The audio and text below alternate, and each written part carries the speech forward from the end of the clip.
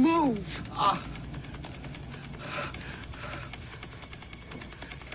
Welcome to Taos.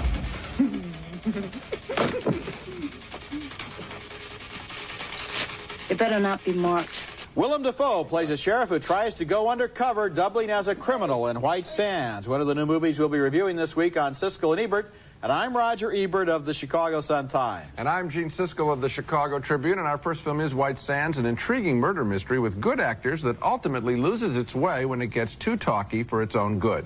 Willem Dafoe plays a New Mexico sheriff who stumbles upon a dead man who turns out to be an FBI agent carrying a briefcase full of cash, $500,000 in cash. Tracking the murderer, Dafoe offers to the FBI his willingness to impersonate the dead man who was a renegade agent. Spencer have a first name? Bob. Already called himself Bob. Bob Spencer. Bob? Yes. I can be a Bob. The money trail leads to a creepy underground arms dealer played by Mickey Rourke and an heiress, Mary Elizabeth Mastrantonio, who likes danger as much as social causes. She'll take dough from anyone, and indeed, she and Rourke are partners, which stuns Willem Dafoe. So, you buy these guns from your suppliers for what? Well, what? Around 10%, $1.25 million. Then you turn around and sell them to your freedom fighters for $3 million. I think I'd like 10% of the back end. $300,000. Don't you think that's fair, Bob? I don't think you really care whether it's fair or not, but it's nice of you to ask. Dafoe is also startled when Rourke claims that he's a CIA operative and offers a rationale for his gun running. This is the worst part of White Sands, the message within the mystery. How are we going to keep the military-industrial complex chugging forward without clear-cut, scum-sucking evil breathing down our neck? Now, my job is to make sure the other side keeps on fighting.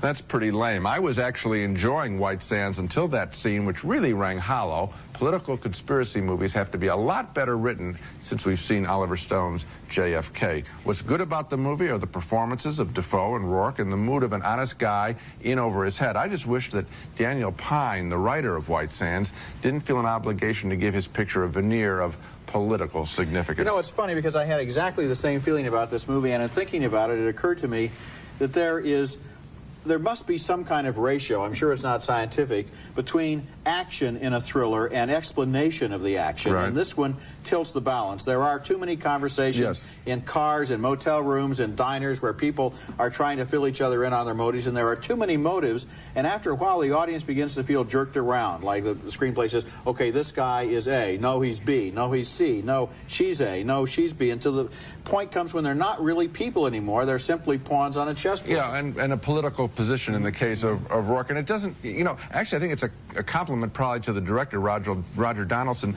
that he's got a narrative going. He's got some force going, he's got some interesting players, and then he lets it run away. Another thing you can praise him and his cinematographer for is that they do a great job of photographing New Mexico. The movie really looks good.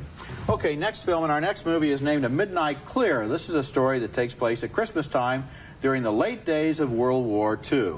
A small American patrol has been sent out into a forest to locate and report on the enemy, and the patrol is made up mostly of inexperienced young men who've been selected because of their intelligence, allegedly, but they really don't know what they're doing, and they believe they're going to be killed or captured when 3 Germans get the drop on them. Here we go! Get killed here! Stay relax! God damn it! You gotta relax! You gotta shut up! You gotta shut up! You gotta shut up! You gotta shut up now! Shut up! Stand! Shut up! You gotta calm down! You gotta shut up! Stand! Then suddenly the Germans vanish. What's going on here? A couple of the Americans become convinced the Germans are actually trying to surrender. You're gonna get your butt shot off for a theory. Well, I'm going. Well, listen to me. I'm the one guy here who knows Mel, I said I'm going. It's the end of 1944. The war is winding down anyway, and for a second it's forgotten as both the Americans and Germans are basically just kids who are lost and lonely in the woods. We're having a snowball fight. You don't think maybe the war's over and they're not telling you, Steve? I mean, they wouldn't do that. Now, Midnight Clear might seem on the basis of those scenes to be sort of a simple-minded, upbeat parable, but the movie's ending shows that war is not romantic and that reality has a way of undermining idealistic impulses. The movie is based on a novel by William Wharton, who also wrote Bertie, and here again, war is such a fearsome force it can literally drive men mad. The cast is first-rate, including Kevin Dillon, Eric Gross, Ethan Hawke, and Gary Sinise. And the story is interesting, too, but what's best about the film is the way the director, Keith Gordon, creates the look and feel of those lonely and frightened young kids out there in the middle of the frozen woods. Well, you mentioned the cast, and that's the part of the picture that I like the best. I think it's not that fresh to have an anti-war film where we find out that both sides are a bunch of scared kids. We've seen that in movies for quite a long time. What is fresh is these young contemporary players put in this 1944 situation, and that rings new. We don't have period dog faces, if you will, set in a World War II story. It's a real good cast. Ethan Hawke is the lead guy there, is a real good actor, and I enjoyed it on that basis. You know, one thing we often forget is that a lot of the guys in World War II were 18, 19 years old, and when you see the World War II movies, they're all John Wayne, who was about 40 in those days, so this is more realistic. Also, I want to go back again to Keith Gordon. Sometimes with photography, music, and everything else, you can create a mood, and I think that he really does a good job of creating that time and place, not making it more than just a setting. It's a real environment. I think for an ensemble group of acting, that's why I recommend the picture. Coming up next, Passed Away, a comedy about a splintered family pulling together at the funeral of their father. Starting the final prayer downstairs.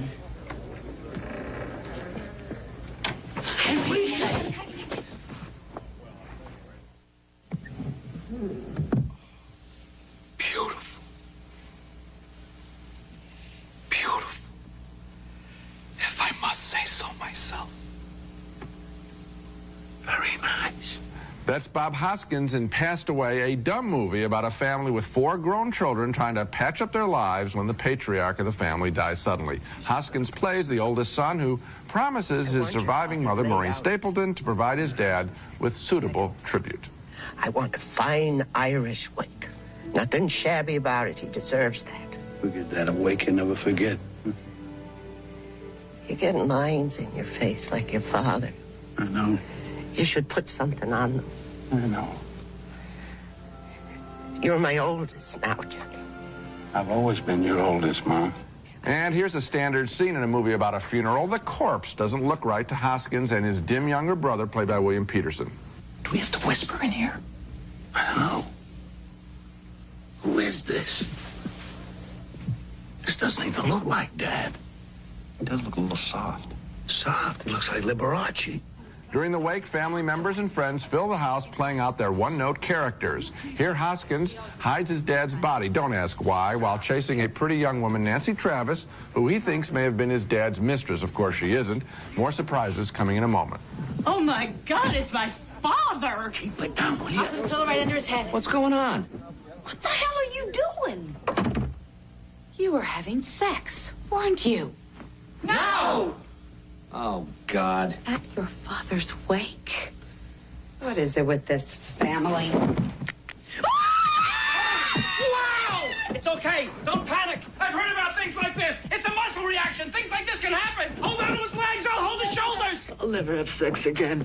I swear. Yes, that's Bob Hoskins' rebellious sister, Pamela Reed, having sex with the mortician Peter Riegert during the wake. And if you don't want to know why they were carrying the body in that scene, well, and I love this explanation, Roger, another sister is a politically active nun. She brings an illegal alien to the wake, naturally, and they dress him up as the corpse when some immigration officers come looking for him and naturally wander through the house at will. And it's so ridiculous that I'm stunned that this script called Passed Away was actually approved and actually filmed. You know, as you mentioned, the rebel nun from Latin America bringing the illegal alien all the way to the funeral. How she got him into the country, I don't know. And this could work as a slapstick comedy, maybe, if you just started from the beginning and changed the entire premise of everything. But what's not amazing, serious and make it Monty Python. Yeah, make it Monty Python. What's amazing is here they're switching corpses and partners, and at the same time there are these heartfelt scenes where Bob Hoskins wants to know what his father would have told him about the meaning of life, and meanwhile his wife, played by Blair Brown,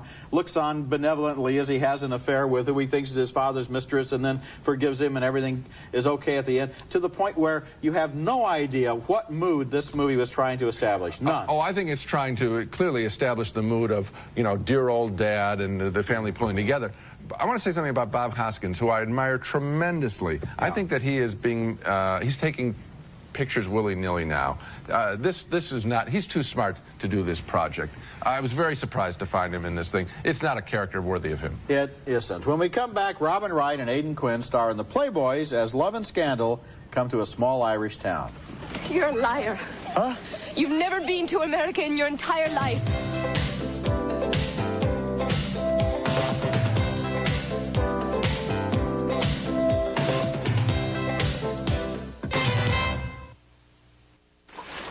What do you think you're doing? Oh, hello. I'm Tom Casey. I'm from the Department of Agriculture. We're investigating these chickens for the old epidemic, and I can see you don't believe a word I'm saying. In 1957, in a small Irish town, Aidan Quinn plays an actor in a traveling show in a new movie called The Playboys. He tries to steal a chicken there from a local woman, but she's not having any of it, and she's an independent spirit, played there by Robin Wright as a young woman who has had a baby out of wedlock and refuses to tell anyone in the village who the father is. One local man who desperately wants to marry her, make her into an honest woman, is the constable, played by Albert Finney. I have no feelings for you. You don't have to love me. I love you. Can't you see? I just need you about the place. But Wright falls in love with Aidan Quinn, who acts in the traveling troupe of shabby Shakespeareans and almost wins her before she decides he's a liar. Last winter you were in jail in Dublin for bigamy. What? Who told you that? Who do you think? Tom, if you think I'm going to gamble away my future and my baby's future on a chancer like you, you're mad! I picked the wrong man once before. I'm not making the same mistake again. Wait, Tara, wait till I give you the truth of it. It was me brother who committed the bigamy. I just took the blame for him.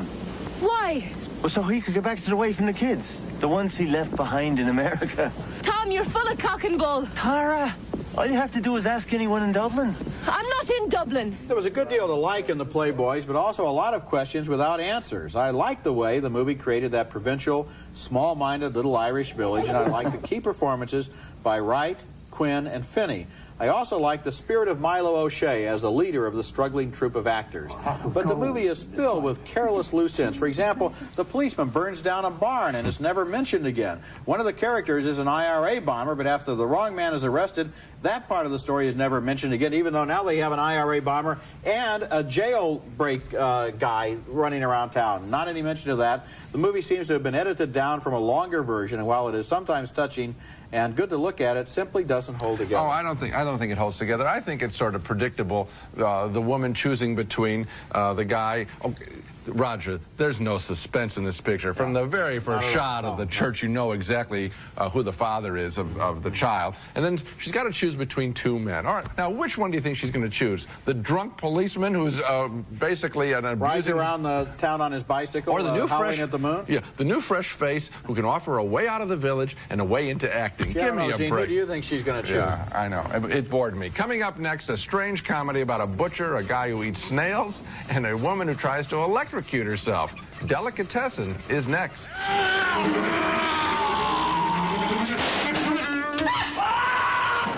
Our next movie is a wild new French comedy called Delicatessan, a completely original film that is stronger on whimsy than on meaning. Still, I recommend it. It's set in the future that looks like the past, a bombed-out European building that houses a delicatessen with a butcher who grinds who knows what kinds of meat.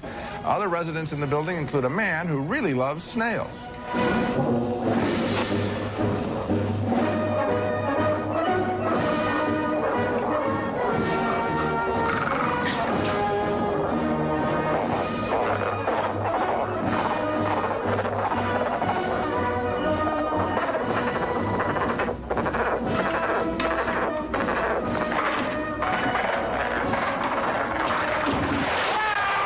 And then there's the lady who tries imaginative ways to kill herself.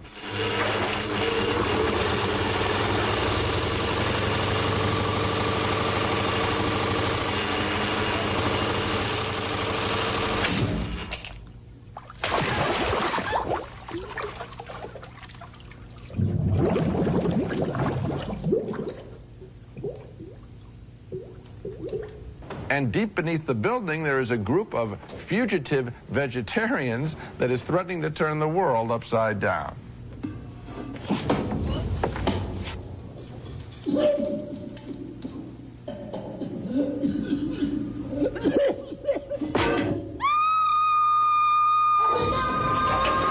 Delicatessan is obviously full of wild images, each more fantastic than the last. The filmmakers here, co-directors Jean-Pierre Jeunet and Marc Caro, come from the world of animation, and they seem to work in a hell's a poppin' style similar to director Terry Gilliam. But I think their work is more focused, showing the desperation of mankind, the folly, and the fragility. I like the images, and I also like the overall mood of Delicatessan. Well, you're right to bring up the name of Terry Gilliam, because the movie the movie that this reminds me of is his Brazil, which neither one of us could quite. I mean, I saw it twice. Me too. I was never able to really figure it out, and with this one too, I found essentially complete self-indulgence in terms of special effects and wild images, without enough discipline in terms of the story to give it any meaning or direction.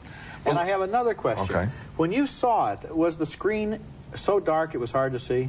No, I mean, I didn't, it certainly didn't occur to me. They have a lot of underground shots, I mean, a lot of dark shots in the picture, but that didn't bother me. Let me take a stretch at the thing that pulled it together for me. Yeah. Because I'm not just saying recommend it simply on great images. I've knocked other pictures who have great images. I felt that there was a real empathy for a lot of these characters and the screwy ways that people act. And I felt for the woman trying to kill herself. In other words, I felt there was a real character there, not just a symbol there. The guy in the snails, the couple, where the guy's like the circus performer and the shot.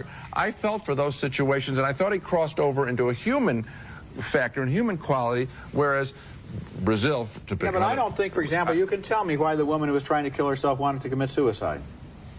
I think that there are... I don't think there is a human character there. Let me tell you, I do. I think that there is a pattern of behavior where this woman is more comfortable in ritualistic attempts at death that she isn't really serious about in some way, and that's her way of living. Can you believe that? To get back to my other point, I know we saw this movie in different places. Yes.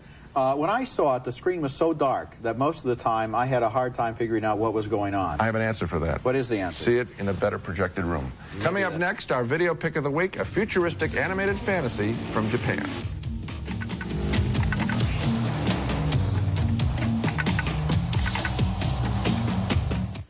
Siskel and Ebert's video pick of the week, brought to you this week by Orville Redenbacher Popcorn. Do one thing and do it better than anyone. There's a boom market in animated features right now, and in this country that usually means family films like Beauty and the Beast. But in Japan, many animated films are made for older audiences, and one of the best-selling examples of that is a violent and bloody futuristic fantasy named Akira.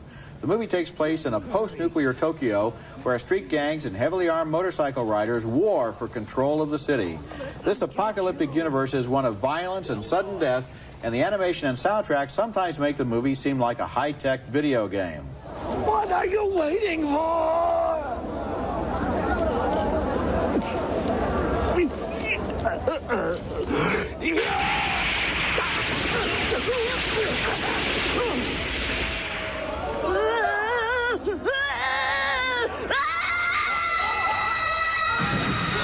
Akira is based on a famous comic book by Katsuhiro Otomo, which is a bestseller in Japan and America, and now the video is also a bestseller in this country. It shows one of the strong points of animation, which is that the special effects and futuristic cityscapes of science fiction films are cheaper to draw than they are to build.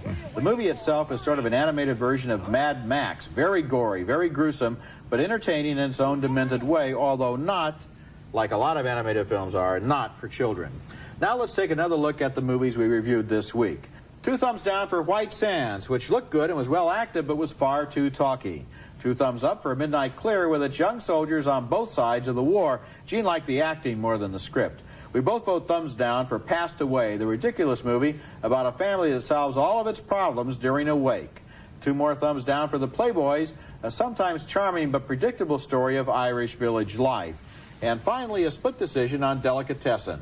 Gene liked the wild images of its vision of the future, but I thought it was murky and unfocused, so the one that we agree on is A Midnight Clear, although I gather you would recommend Delicatessan. Over it. Even Absolutely. over that, okay. That's it for this week. Next week, we'll be back with a special program called Guilty Pleasures, a new show in which we will each name 5 movies that we're almost embarrassed to admit we like.